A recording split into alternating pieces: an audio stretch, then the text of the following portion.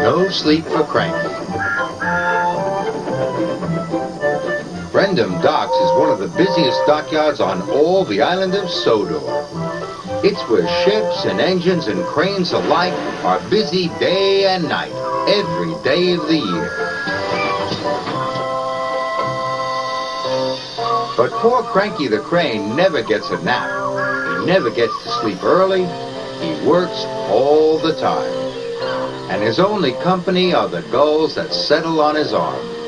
So Cranky is always cranky.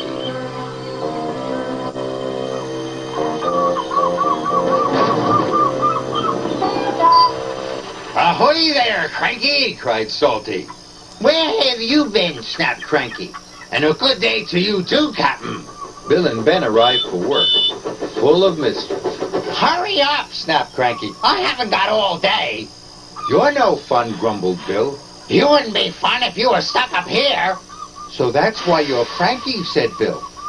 You're lonely. I'm not, Cranky cranked. So it's company you be needin', said Salty. Reminds me of a lonely old Grand Banks lighthouse keeper. Not another one of your stories, cried Cranky. Oh, please, Salty, chimed Bill and Ben. We haven't heard it. 'Twas in the middle of a wee naughty storm, Salty began, the likes of which you see once in a lifetime. This made Cranky very cranky. So cranky that he swung his arm round.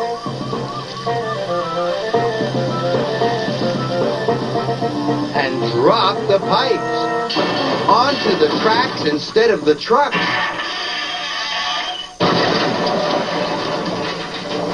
Whoops, said Cranky meekly. You've blown the main now, matey, said Salty.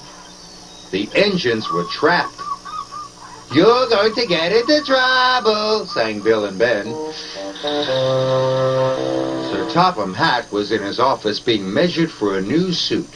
When he heard the news, he left immediately for the docks. Sir Topham Hatt knew that any trouble at the docks could cause confusion and delay. You have made a terrible mess, Cranky, he said sternly. I'm sorry, sir, Cranky whispered. You engines will have to stay here tonight until Harvey clears up this mess in the morning. Cranky's heart sank as Salty uttered those fateful words. That reminds me of a story. It was a bitter cold winter. The brave little ship was stuck until the ice melted the next spring. He barely made it round the cape. After 100 scary days at sea without a scratch, he sailed into port and crashed his bow not 15 feet from my buffers. Luckily, no one was hurt. Except my ears, wailed Cranky. Salty spent all night telling tales of powerful storms, daring rescues, and brave little ships. And when the sun rose, he was still talking, and talking, and talking. I can't take any more, groaned Cranky. Harvey the crane engine arrived. Sir Topham Hatt sent me to help clear away this mess, he puffed proudly. Cranky was so pleased the engines would be going soon, he forgot to be cranky. I'll never misbehave again, he promised, as long as I don't have to listen to any more of Salty's stories. And after Harvey and the workmen had cleared the wreckage, Cranky worked hard all day.